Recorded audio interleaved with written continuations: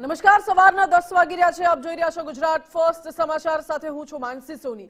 વાત કરવી છે ઈરાન ઇઝરાયલ યુદ્ધની, જેની આગ સમગ્ર વિશ્વમાં ભડકી રહી છે અને મિડલ ઈસ્ટના દેશો આ આગની ચપેટમાં આવી રહ્યા છે.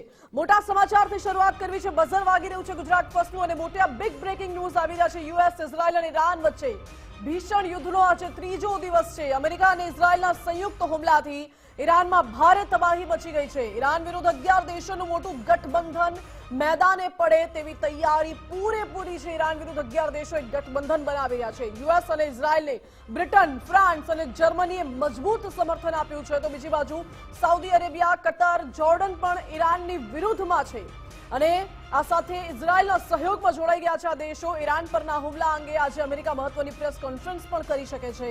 આજે બપોરે અમેરિકી સંરક્ષણ મંત્રી યુદ્ધની સ્થિતિ પર ચર્ચા કરવાના છે. તો બીજી બાજુ બ્રિટનના પીએમ કીર સ્ટારમરે અમેરિકાને લશ્કરી મથકો વાપરવાની છૂટ આપી દીધી છે, એટલે બ્રિટન પણ ઇઝરાયલ અમેરિકાની સાથે છે. ઈરાન દ્વારા પણ અમેરિકી જહાજો અને ઇઝરાયલ પર જવાબી હુમલાઓ સતત કરવામાં આવી રહ્યા છે.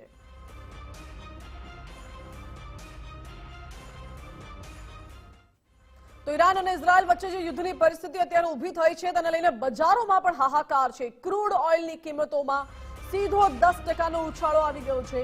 યુદ્ધની અસરથી સોના ચાંદીના ભાવમાં તેજી જોવા મળી. ભારતીય શેર બજાર ખુલતાની સાથે જ ધડામ થયું છે. સેન્સેક્સમાં 1000 પોઈન્ટથી વધુનો કડાકો બોલાયો છે. નિફ્ટીમાં 300 પોઈન્ટનો કડાકો દેખાયો છે. મિડલ ઈસ્ટમાં તણાવ વધતા માર્કેટ પર તેની અસર જોવા મળી રહી છે.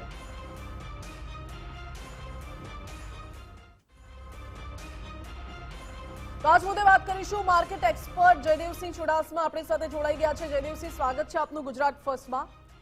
જયદેવસિંહ, મિડલ ઈસ્ટમાં યુદ્ધની પરિસ્થિતિ ઊભી થઈ છે અને સોમવારની સવારનો એ સમય કે જ્યારે બજાર ખુલતા જ મોટો કડાકો સેન્સેક્સ અને નિફ્ટીમાં આવ્યો છે. આપ કઈ રીતે જોઈ રહ્યા છો?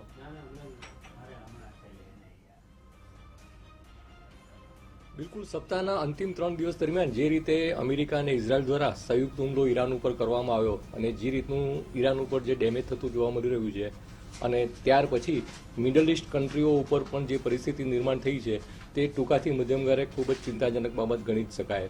અને આજે કારોબારી સપ્તાહના પ્રથમ દિવસે જ તેની એક નકારાત્મક અસર ભારતીય શેરબજાર ઉપર પણ જોવા મળે તેવી પણ એક પ્રબળ શક્યતા હતી. અને જ્યારે ભારતીય શેરબજારોની શરૂઆત થઈ ત્યારે ઘટાડા સાથે થઈ અને અત્યારે એક હળવી રિકવરી પણ જોવા મળી રહી છે. પણ ઓવરઓલ જોવા જઈએ તો આ યુદ્ધની જે પરિસ્થિતિ નિર્માણ થઈ છે તેનાથી ઘણા બધા રાષ્ટ્રોને વિશ્વવ્યાપી અસર પણ જોવા મળશે અને સ્થાનિક લેવલે ભારતને પણ અસર જોવા મળશે. પણ આ યુદ્ધ છે તે થોડુંક મધ્યમથી લાંબા ગાળા સુધી લંબાય તો તેની વધારે પડતી ખરાબ અસર ભારતીય અર્થતંત્ર પર પણ જોવા મળે. પણ માર્કેટ એવું માની રહ્યું છે કે જે આ યુદ્ધની પરિસ્થિતિ છે તે આગામી 2 થી 3 સપ્તાહ દરમિયાન હળવી થઈ જશે.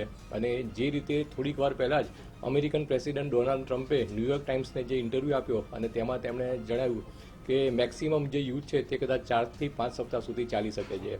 તો આ વાત થોડીક ભારત જેવા અર્થતંત્ર માટે હકારાત્મક ગણી શકાય. કારણ કે ભારતની જો વાત કરવા જઈએ તો ભારતનો જે ઈરાન સાથેનો વેપાર છે તે પણ ખૂબ મોટો છે અને માત્ર ઈરાન સાથે નહીં પણ ખાડી દેશો સાથેનો પણ ભારતનો જે વેપાર છે તે ખૂબ જ મોટા પ્રમાણમાં છે. અને ભારતીયોની જો વાત કરવા જઈએ તો 1 લાખથી વધારે ભારતીયો ખાડી દેશોમાં કામકાજ અર્થે સ્થાયી થયેલા છે અને તેમનું નિયમિતપણે જે રેમિટન્સ છે તે ભારતમાં મોકલતા હોય છે. તો આગામી સમયમાં તે પણ ડિસ્ટર્બ થઈ શકે તેમ છે. અને ત્યાર પછી આંતરરાષ્ટ્રીય લેવલે જે ક્રૂડના ભાવ છે તે પણ લગભગ 9 મહિનાની ટોચ ઉપર પહોંચી ચૂક્યા છે. અને ભારત જેવા અર્થતંત્ર માટે લાંબા સમય સુધી જો ક્રૂડના ભાવ વધારા સાથે ટ્રેડ કરે તો તે ભારત જેવી ઇકોનોમી માટે ટૂંકા ગાળે નકારાત્મક સમાચાર ગણી શકાય. અને યુદ્ધની પરિસ્થિતિ જો લાંબા સમય સુધી ચાલે તો બની શકે કે પેટ્રોલ અને ડીઝલના જે ભાવ છે તેમાં પણ મજબૂતાઈ જોવા મળે અને તેના કારણે આગામી સમયમાં જે મોંઘવારીનો દર છે તે પણ ઉત્તર વધતો જોવા મળે. ત્યારબાદ જોવા જઈએ તો દરિયાઈ માર્ગ પણ પ્રમાણમાં મોંઘો થઈ રહ્યો છે. ખાસ કરીને જે રીતે લોજિસ્ટિક સેક્ટરની અને શિપિંગ સેક્ટરની જે કંપનીઓ છે તેઓએ જણાવ્યું છે કે જે રીતે હોર્મોન્સની ખાડી ઉપરથી જે વેપાર થઈ રહ્યો છે તે આગામી સમયમાં બંધ થઈ જશે. તો આ વાત પણ દુનિયાભરના રાષ્ટ્રોની સાથે સાથે ભારતને પણ અસર કરી શકે છે. તો આ જે તમામ વાતો છે તેને લઈ અને ટૂંકા ગાળે ભારતીય અર્થતંત્ર ઉપર ચોક્કસપણે નેગેટિવ અસર જોવા મળે. પણ બની શકે કે યુદ્ધની જે પરિસ્થિતિ છે તે ટૂંક સમયમાં જો પતી જાય તો ભારત જેવા અર્થતંત્ર માટે એક અવસર પણ છે. કારણ કે ખાડી દેશોમાં જે ડેમેજ થયું છે તો તેનો ફાયદો ભારતની કન્સ્ટ્રક્શન કંપનીઓ અને હેવી એન્જિનિયરિંગ કંપનીઓને પણ મળી શકે તેમ છે. અને ઈરાન સાથેની પણ પરિસ્થિતિ જે પ્રમાણે અમેરિકન પ્રેસિડેન્ટ ઈચ્છી રહ્યા છે કે આગામી સમયમાં સત્તા પલટો થતો જોવા મળે, તો ઈરાન સાથેની જે પરિસ્થિતિ છે અને તેની સાથેનો જે વેપાર છે તે પણ જો કાર્યરત થઈ જાય તો તે પણ ભારત જેવા અર્થતંત્ર માટે રાહતરૂપ સમાચાર ગણી શકાય. તો ઓવરઓલ આગામી 2 થી 3 સપ્તાહ અતિશય મહત્વપૂર્ણ છે અને જો તેમાં ટૂંકા ગાળે કોઈ યુદ્ધમાં રાહત જોવા મળે તો સારી વાત છે. અધરવાઇઝ મધ્યમથી લાંબા ગાળા સુધી જો યુદ્ધ ખેંચાશે તો તેની દૂરોગામી અસર આગામી સમયમાં ભારતીય અર્થતંત્ર પર પણ જોવા મળી શકે છે. અચ્છા જયદેવસિંહ, લાંબા ગાળે અગર આ યુદ્ધ યથાવત રહ્યું, બે સંભાવના છે, કાં તો ટૂંકા ગાળા માટે રહેશે, કાં તો રશિયા યુક્રેનની જેમ લાંબા ગાળા સુધી રહી શકે છે. અગર આ યુદ્ધ લંબાયું તો પછી ક્રૂડ ઓઇલ પર શું અસર થશે? કારણ કે હજુ તો માત્ર 3 દિવસ થયા છે ઈરાન ઇઝરાયલ યુદ્ધને અને ક્રૂડ ઓઇલના ભાવમાં 10% સીધો વધારો થઈ ગયો છે. લાંબા ગાળે ક્રૂડ ઓઇલ પર શું અસર થશે? શું તેની અસર પેટ્રોલ ડીઝલના ભાવ પર અને ઇન્ડિયા પર પડશે?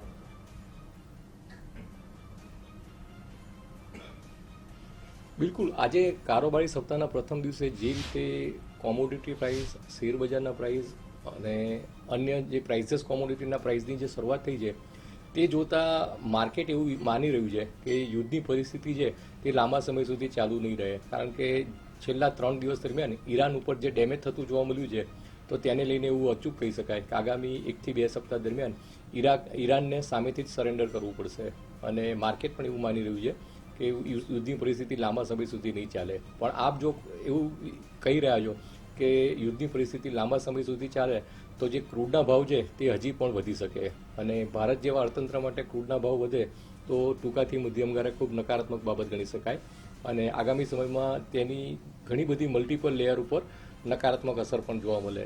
પણ બની શકે કે યુદ્ધની પરિસ્થિતિ લાંબા સમય સુધી ચાલુ રહે તેવું બિલકુલ દેખાતું નથી. કારણ કે ઇઝરાયલ અને અમેરિકાનું જે પલ્લું છે તે પ્રમાણમાં ભારે છે. અત્યાર સુધી જે યુદ્ધ થયું તેમાં 90% ડેમેજ ઈરાન ઉપર થયું છે અને 5-10% જેટલું ડેમેજ અન્ય રાષ્ટ્રોને થયું છે. અચ્છા જયદેવસિંહ, એ પણ સમજવું છે કે સોના ચાંદીના ભાવ પર શું અસર વર્તાશે? કારણ કે બજાર ખુલતા જ સેન્સેક્સ અને નિફ્ટીમાં તો મોટો કડાકો જોવા મળે છે, પરંતુ સોના ચાંદીના ભાવ ઉચકાયા છે. એટલે આગામી સમયમાં સોના ચાંદીના ભાવ હવે ક્યાં જઈને અટકશે આ યુદ્ધની પરિસ્થિતિને જોતા?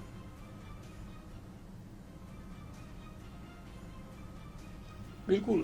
ઓવરઓલ 2 વાત જોવા મળી રહી છે. એક તો આજે કારોબારી સપ્તાહના પ્રથમ દિવસે જે શેર બજારમાં ઘટાડો થયો છે તો છેલ્લા 18 મહિનાથી ભારતીય શેર બજારનું મોમેન્ટમ એવું જ છે કે સેલ ઓન રાઇઝનું છે અને તેમાં જે નકારાત્મક અસરો છે તે વૈશ્વિક કારોબારની છે. ખાસ કરીને ડોનાલ્ડ ટ્રમ્પ દ્વારા જાન્યુઆરી 2025 દરમિયાન કાર્યભાર સંભાળ્યો અને એપ્રિલ 2025 દરમિયાન જે રીતના ટેરિફની ઘોષણા કરી ત્યાર પછી વિશ્વભરના બજારોની સાથે સાથે ભારતીય શેર બજારમાં પણ તેની થોડીક નકારાત્મક અસર જોવા મળી હતી અને તેમાં પણ અત્યારે જે ઈરાન સાથેનું યુદ્ધ થયું તે પછી પરિસ્થિતિ વધારે ખરાબ થતી જોવા મળી.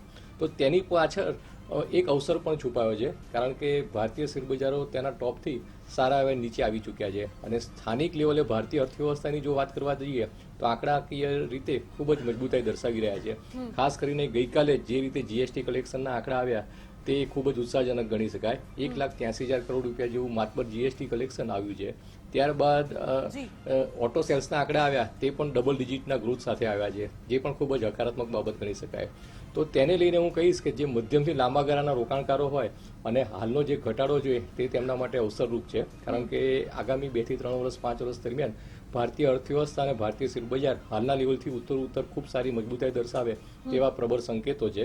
તો તેને લઈને કહીશ કે રોકાણકારોએ ક્વોલિટી કંપનીઓને આઈડેન્ટિફાઈ કરી આગામી 3 થી 4 સપ્તાહ દરમિયાન 4 થી 5 ટુકડામાં ધીરે ધીરે રોકાણ કરતા રહેવું જોઈએ અને જે રોકાણકારોને ડાયરેક્ટ ઇક્વિટી માર્કેટની સમજ ન હોય તો તેમણે મ્યુચ્યુઅલ ફંડ થકી ઇક્વિટી માર્કેટમાં પ્રવેશ કરતા રહેવું જોઈએ.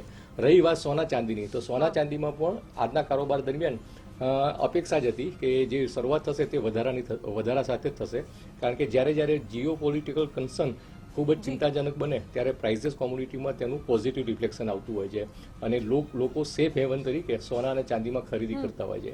તો આજના કારોબાર દરમિયાન સોના અને ચાંદીમાં મજબૂતાઈ જોવા મળી છે. બિલકુલ જયદેવસિંહ, આપનો ખૂબ ખૂબ આભાર અમારી સાથે જોડાવા માટે. એટલે આગામી સમયમાં સોના ચાંદીના ભાવ હજુ પણ વધવાના છે એવી પૂરેપૂરી શક્યતા અત્યારે વર્તાઈ રહી છે. જોકે યુએસ પ્લસ ઇઝરાયલ વર્સિસ ઈરાનનું યુદ્ધ અત્યારે વિધ્વંસક બની રહ્યું છે. યુએસ અને ઇઝરાયલે ઈરાનના 10 શહેરોને ટાર્ગેટ કર્યા છે.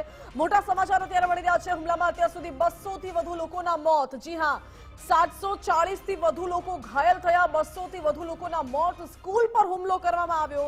148 નિર્દોષ માસૂમ વિદ્યાર્થીઓના મોત થયા છે. આ હુમલામાં 45 વિદ્યાર્થીઓ ઘાયલ થયા છે. ઈરાને ઓપરેશન ટ્રુ પ્રોમિસ 4 શરૂ કર્યું છે. ઈરાને કુલ 137 મિસાઇલ અને 200 ડ્રોનથી હુમલો કર્યો છે. યુએઈમાં ઈરાનના હુમલામાં 3 લોકોના મોત તો 58 લોકો ઘાયલ થયા છે. બીજી બાજુ ઈરાને કુવેત પર 97 મિસાઇલ છોડી અને 283 ડ્રોન છોડ્યા હતા. આ તરફ ઇઝરાયલના બેત શેમેશમાં મૃત્યુઆંક વધ્યો છે. 6 થઈ ગયું છે મૃત્યુઆંક. ઈરાને દુબઈના એરપોર્ટ પર પણ ઘાતક હુમલો કર્યો હતો, જેમાં 4 જેટલા લોકો ઈજાગ્રસ્ત થયા છે. ઈરાને સાયપ્રસ તરફ પણ 2 મિસાઇલો છોડી હતી. એટલે આ યુદ્ધ વધુ ને વધુ વિધ્વંસક બની રહ્યું છે અને એક પછી એક ખાડી દેશો છે એ આ યુદ્ધની ઝપેટમાં આવી રહ્યા છે, આગમાં ધકેલાઈ રહ્યા છે. તો વચ્ચે બીજા એક અપડેટ્સ પણ મળી રહ્યા છે. ઈરાન ઇઝરાયલ યુદ્ધ મામલે પીએમ મોદી અત્યારે એક્ટિવ છે. પીએમ મોદીએ બેઠક યોજી હતી મોડી રાત્રે 3 વાગ્યા સુધી. સીસીએસની બેઠક ચાલી હતી, જેમાં પશ્ચિમ એશિયામાં યુદ્ધની જે સ્થિતિ છે તે અંગે અને સાથે સાથે એ દેશોની સાથેના વ્યાપાર અંગે પણ ચર્ચા કરવામાં આવી છે. આપણે જણાવી દઈએ, આ બેઠકમાં કેન્દ્રીય ગૃહમંત્રી અમિતભાઈ શાહ, તો સાથે સંરક્ષણ મંત્રી રાજનાથસિંહ, વિદેશ મંત્રી એસ જયશંકર અને નાણામંત્રી નિર્મલા સીતારમણ પણ ઉપસ્થિત રહ્યા હતા. અને તમામ મોટા નેતાઓએ આ બેઠકમાં ચર્ચા કરી છે યુદ્ધની પરિસ્થિતિ અને વ્યાપાર અંગે. આ સાથે જ ઈરાન ઇઝરાયલ વચ્ચે ભીષણ યુદ્ધ હજુ યથાવત છે, ત્યારે વડાપ્રધાન નરેન્દ્ર મોદીએ ઇઝરાયલના પીએમ બેન્જામિન નેતન્યાહુ સાથે વાતચીત કરી હતી. પીએમ મોદીએ યુદ્ધની સ્થિતિ મામલે ચર્ચા કરી. મિડલ ઇસ્ટમાં યુદ્ધની સ્થિતિ પર પીએમએ ચિંતા વ્યક્ત કરી છે અને પીએમએ એક્સ પર ટ્વીટ કરીને લખ્યું છે, ઈરાન ઇઝરાયલ યુદ્ધ જલ્દી જ પૂર્ણ થાય. પીએમએ તેવી આશા પણ વ્યક્ત કરી છે. જોકે વડાપ્રધાનની આ આશા ક્યારે પૂરી થશે તે સવાલ છે.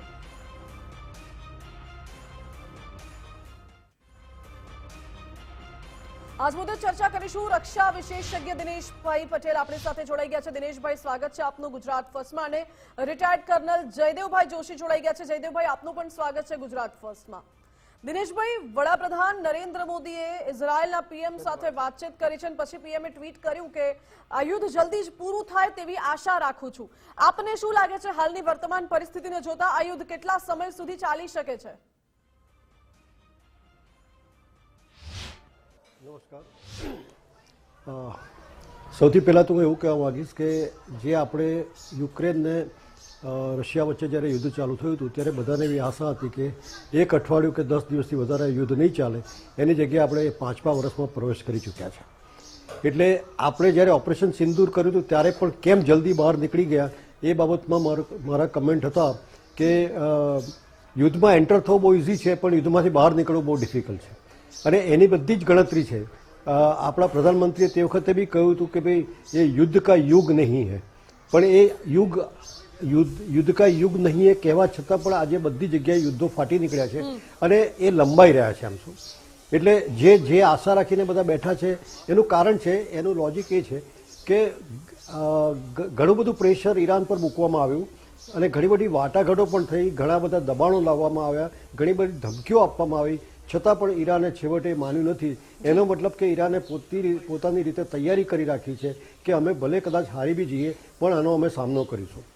અને તમે જોયું હશે કે આજે જે ખાડી યુદ્ધની અંદર એમણે શિપ પર પણ હુમલો કરી દીધો છે. ત્યાં બધા લગભગ 200 શિપ ત્યાં આગળ રોકી દીધા છે. ને આ બધાની અસર એટલે પેલું છે ને, everything is fair in love and war. એટલે યુદ્ધ વખતે હવે બધા નિયમો તોડવામાં આવશે અને જે રીતે પ્રેશર, જે રીતે સામેવાળાનું નુકસાન કરી શકાય, જે રીતે સ્કૂલ પર હુમલા બી થઈ રહ્યા છે, બાળકોને પણ એ કરી રહ્યા છે. એટલે this is going out of the way. અને અત્યારે જે રીતે ખોમેનીથી લઈને એના આખા ફેમિલી ઉપરાંત બીજા 48 ઓફિસર્સ કે 48 એના જે હોદ્દેદારો છે બધાને તો ખાત્મો કરવામાં આવ્યો છે. એટલે એક જબરજસ્ત બદલાની ભાવના પણ ઈરાનની અંદર રહેશે કે જ્યાં સુધી ફેસ સેવિંગ સિચ્યુએશન ઊભું ના કરવામાં આવે ત્યાં સુધી મને નથી લાગતું કે ઈરાન વિડ્રો કરશે આની અંદરથી. બિલકુલ, એટલે ઈરાન અને આ યુદ્ધને સ્પષ્ટપણે જોવા મળી રહ્યું છે કે ગમે તે થાય મૂળમાં છે. લડી જ લેવું છે. જયદેવભાઈ, મિડલ ઇસ્ટમાં યુદ્ધના ભણકારા વાગી રહ્યા છે. ઇઝરાયલે ઈરાન પર હુમલો કર્યો, પરંતુ ઈરાને પલટવારમાં 7 થી વધુ દેશો પર હુમલો કર્યો અને સીધી રીતે બધાને આ યુદ્ધમાં ધકેલી દીધા છે. એક તો એ પોઈન્ટ. બીજો પોઈન્ટ એ અફઘાનિસ્તાન પાકિસ્તાન વચ્ચે પણ સંઘર્ષ ચાલી રહ્યો છે.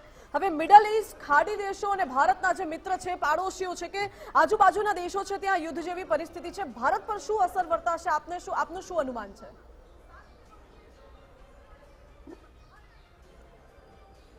જી માનસીજી, આપે જે બે વાત કરી, પહેલું કેટલા બધા દેશોમાં આ યુદ્ધ ચાલી રહ્યું છે અને ઈરાને પ્રત્યુત્તર આપ્યો છે, અને બીજી વાત ભારત ઉપર આની અસર. આ જોઈએ તો આપણને એવું થાય કે આપણે એક બહુ જૂની ઉક્તિ તરફ પાછા જઈએ કે world today is a global village. આપણે સૌ પહેલાં ડિસ્ટન્સીસના કારણે બહુ અલગ અલગ હતા અને કોઈ પણ અસર વર્તાતા વાર લાગતી હતી, પણ હવે એવું નથી થતું. આપ જોઈ રહ્યા છો અત્યારે કઈ રીતે આ યુદ્ધના કારણે સોના ચાંદીના ભાવમાં, શેર માર્કેટમાં બધે ફેરફાર જોવાઈ રહ્યા છે. આપણે અગાઉ જ ચર્ચા કરી આપણા કાર્યક્રમમાં. પણ એ સિવાય પણ ડેમોગ્રાફિકલ અને ડિફેન્સના પોઈન્ટ ઓફ વ્યૂથી ઘણા બધા ચેન્જીસ આ યુદ્ધના કારણે થવાના છે. ડેમોગ્રાફિકલી જોવો, અત્યારે હજી તંગદિલી એટલી નથી અને આપણને એ પિંચ એટલું નથી થતું એટલા માટે. અધરવાઇઝ કેટલા બધા ભારતીયો ત્યાં છે, એ બધા ભારતીયોને કઈ રીતે પાછા લાવવા, એ ત્યાં સુરક્ષિત છે કે નહીં, જો સ્થિતિ વણશે તો આપણે કઈ રીતે એમને પાછા લાવશું. પ્રધાનમંત્રીજી આપણા, એમણે સતત સંવાદનો સેતુ ઇઝરાયલ અને ઈરાન સાથે સાધી રાખવાની જરૂર પણ એટલા માટે જ છે કે એવા સમયમાં કે જ્યાં ડ્રોન ઉડતા હોય, મિસાઇલો ઉડતી હોય, એરફોર્સના પ્લેન્સ ફ્લાય કરતા હોય, બોમ્બ ડ્રોપિંગ્સ કરતા હોય, એ સમયે જો એ જરૂર પડશે આવનાર સમયમાં, અને ભારત ઉપર આની અસર પડવાની છે, જો આપણે ભારતીય નાગરિકોને ત્યાંથી પાછા લાવવા હોય તો આ બધી બાબતોની જરૂર પડવાની છે. એક વાત. બીજું, યસ, ઈરાન અટકશે નહીં. ઈરાનના ના અટકવાના કારણો કેટલા છે એ જોઈ લઈએ સાવ એકાદ વાક્યમાં, પછી આગળ ચર્ચા કરી શકાય. માનસીજી, કે ખામેની ખતમ થયા છે. ઈરાનનું, ખામેનીનું કહેવાતું ઇકોસિસ્ટમ ખતમ નથી થયું. IRGC, Iranian Republican guard core છે, એ લોયલિસ્ટ છે, સંખ્યામાં બળવત્તર છે, શક્તિ એમની ઘણી વધારે છે, એ અટકશે નહીં. અને ખામેની પોતે સત્તાના સૂત્રો 79માં હાથમાં લીધા પછી 81-82 થી જ આખા મધ્ય એશિયામાં પ્રોક્સી મિલિશિયા બનાવવાનું શરૂ કર્યું હતું, જેમાં હિઝબુલ્લા છે, જે લેબનનમાં છે, અને અત્યારે આપણે જોઈ રહ્યા છીએ લેબનનના બેરૂત, અને બેરૂતથી ઇઝરાયલમાં ફાયરિંગ થાય છે. યમનમાં હાઉધીઝ છે, પેલેસ્ટાઇનમાં હમસ છે. તો ઈરાન વતી ઈરાનની લડાઈ લડનાર દેશો પણ વધારે, સંગઠનો વધારે છે, જે આખો આ વ્યાપ વધારશે અને આ લડાઈને ચાલુ રાખશે અમુક દિવસો, તો કમસે કમ અઠવાડિયાઓ નહીં તો. બિલકુલ. દિનેશભાઈ, આપની પાસે એ પણ સમજવું છે કે અત્યારે એક તરફ ઈરાન છે, બીજી તરફ ઘણા બધા ખાડી દેશો છે. હવે તો યુરોપિયન કન્ટ્રીઝ પણ મોટા ભાગના ઇઝરાયલ અને અમેરિકાનો સાથ આપી રહ્યા છે. આ વચ્ચે ઈરાન વતી લડનારા, જેમ કે જયદેવભાઈએ કહ્યું, IRGC, ખામેની ખતમ થયા છે, IRGC તો છે, સાથે સાથે હુતી, હમાસ, હિઝબુલ્લા, આ તમામ સંગઠન અત્યારે વધુ એક્ટિવ થઈ ગયા છે. તો હવે આ લડાઈ એક દેશ અને બીજા દેશ વચ્ચેની છે કે પછી આતંકવાદ વિરોધની લડાઈ? કે અત્યારની આપણી જે દુનિયાની સ્થિતિ આપણે જોઈએ ને, તો we are nobody can claim that they are the independent nation. We are interdependent nation. આપણે હવે એકબીજા ઉપર આધારિત થઈ ગયા છે, કોઈ પણ ડાયરેક્ટલી ઓર ઇનડાયરેક્ટલી, ઇકોનોમિકલ વે અથવા તો વેપારની દ્રષ્ટિએ તમે લઈ લો કે ગમે તે રીતે બધા ઇન્ટરડિપેન્ડન્ટ છે. આ દેશના નાગરિકો ત્યાંના દેશમાં કામ કરે, ત્યાંના નાગરિકો અહીંયા કામ કરે છે. એટલે we R exchanging lot of things with every country. આમ શું, અને એ ભારતે એક સારી ડિપ્લોમસી બતાવી છે કે બધા દેશો સાથે આપણે સારા સંબંધો રાખી શક્યા છે. It is a major achievement of Indian diplomacy. એમ શું, એટલે એની અંદર આ જે ખાડીના દેશોને બધા ઇન્વોલ્વ થયા છે, સાથે સાથે ધીરે ધીરે જેવી રીતે યુરોપિયન દેશો તમે કહો છો, અમેરિકાને, તો એ દેશોએ તો યુક્રેનને પણ સાથ આપેલો જ છે. બધા દેશોએ નાટો ને બધા સાથ આપે છે, પણ એ બેકડોર સાથ આપી રહ્યા છે. પણ અત્યારે સૌથી મોટી જે સ્ટ્રેટેજી ઈરાને અપનાવી છે એની અંદર એ છે કે એમણે છે ને અમેરિકાને આ યુદ્ધની અંદર ડ્રેગ કરી લીધું છે. યુક્રેન કેસમાં એવું બન્યું હતું કે યુક્રેન એકલું લડતું હતું, બાકીના બધા દેશો બેકિંગ સપોર્ટ આપતા હતા, ડાયરેક્ટ ઇન્વોલ્વ નહોતા થયા.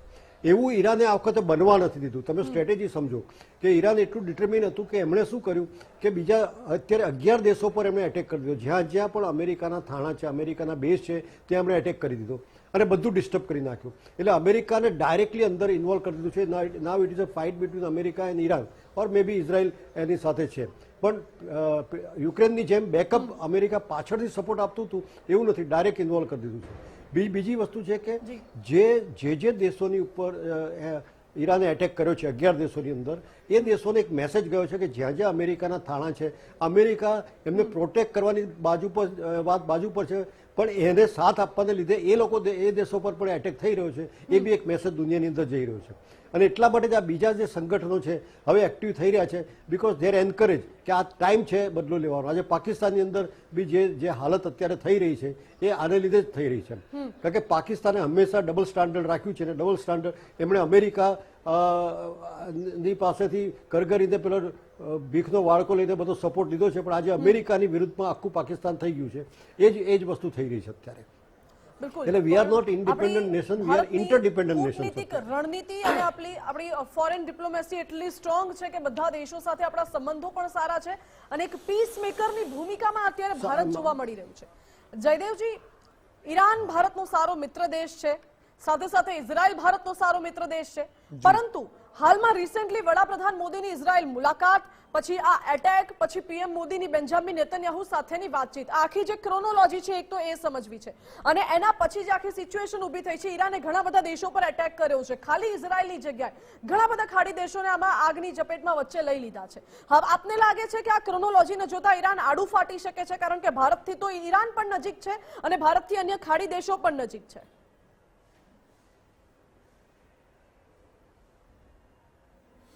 યસ, ખૂબ સરસ સવાલ આપે પૂછ્યો છે. અને ભારતથી ઈરાનની નજદીકી અને ખાડી દેશોની નજદીકીની સાથોસાથ ફરી પાછો કદાચ at the cost of reputation, આપને એમ લાગશે હું ફરીથી આ મુદ્દો કહી રહ્યો છું માનસીજી, પણ બહુ મહત્વનો મુદ્દો છે. ઘણા બધા ભારતીયો ત્યાં વસવાટ કરે છે, અને એટલા માટે ખાડી દેશોમાં કંઈ પણ થાય એની ચિંતા ભારતને ચોક્કસપણે થવી જોઈએ. આપે વાત કરી કે કઈ રીતે ઈરાન એનો વ્યાપ આ લડાઈનો વધારી રહ્યો છે, અને ક્રોનોલોજીની આપણે વાત કરી તો થોડી વધુ ડિટેલમાં ક્રોનોલોજી સમજીએ તો ઈરાન અને ઇઝરાયલ એ બંને વચ્ચે તકલીફના દુશ્મનાવટના કારણો ઘણા જૂના છે, અને એની ક્રોનોલોજી બહુ મહત્વની છે. 6 Day વોર, આવું એક 6 દિવસની બહુ જાણીતી લડાઈ અમુક દશકાઓ પહેલા ઇઝરાયલ લડ્યું. એમાં એની આસપાસના કેટલાય મુસ્લિમ દેશોને એણે પરાસ્ત કર્યા.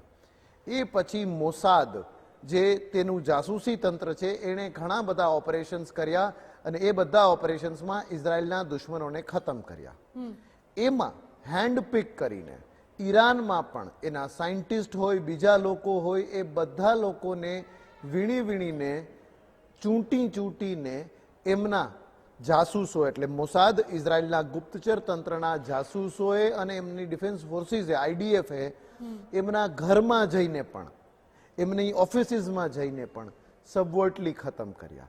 એ પછીની વાત આગળ આપ જોવો તો જે રીતે ચાલાકીપૂર્ણ રીતે ઇઝરાયલ અમેરિકાની સાથે જોડાયેલું રહ્યું, યુરોપીય દેશો સાથે જોડાયેલું રહ્યું, પોતાનું અર્થતંત્ર સદ્ધર કર્યું, એણે ઇસ્લામિક બ્રધરહુડના કહેવાતા એવા પ્રખર રાષ્ટ્રો જેમ કે સાઉદી અરેબિયા, યુએઈ કેટલું નજીક છે ભારતથી, યસ આપણે વાત કરી 100% સાચી.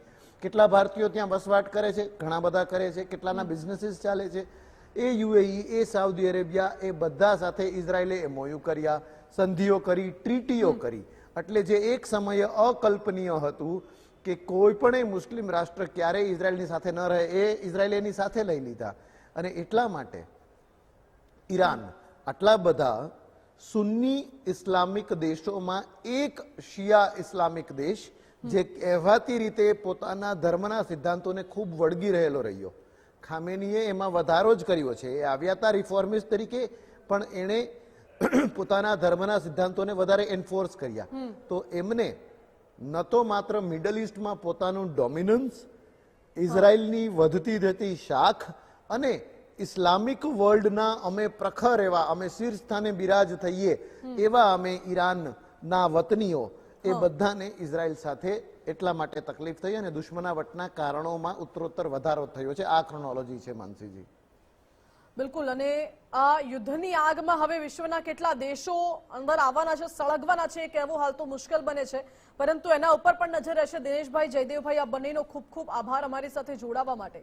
મહત્વનું છે કે ક્યાંય પણ જ્યારે યુદ્ધ શરૂ થતું હોય છે તેની પાછળ ઘણા બધા પરિબળો કામ કરતા હોય છે. પહેલું પરિબળ દેશ વિરુદ્ધ દેશની લડાઈ, બીજું પરિબળ એક દેશ વિરુદ્ધ એક દેશની આતંકવાદ વિરુદ્ધની લડાઈ, ત્રીજું પરિબળ જેમ કે હમણાં જયદેવભાઈએ કહ્યું કે આટલા બધા સુન્ની ઇસ્લામિક દેશોની વચ્ચે એક શિયા ઇસ્લામિક દેશ, તો શું એ લડાઈ છે કે પછી વ્યાપાર સંધિને લઈને કે પછી ડિફેન્સ સેક્ટરને લઈને આ લડાઈ છે? એવા પણ ઘણા બધા સવાલો ઉઠી રહ્યા છે. હાલ તો ઈરાન અને ઇઝરાયલનું યુદ્ધ દિવસે ને દિવસે વધુ વિધ્વંસક બની રહ્યું છે. એક બાદ એક દેશો, કેટલાક ઈરાનના, કેટલાક ઇઝરાયલના સમર્થનમાં આવી રહ્યા છે. હવે આ યુદ્ધ ક્યાં જઈને ક્યારે અટકે છે એ જોવું રહ્યું પડે. પણની અપડેટ્સ આપના સુધી પહોંચાડીશું. આ સાથે બુલેટિનમાં અત્યારે બસ આટલું જ. વધુ સમાચાર માટે આપ જોતા રહો ગુજરાત ફર્સ્ટ. નમસ્કાર.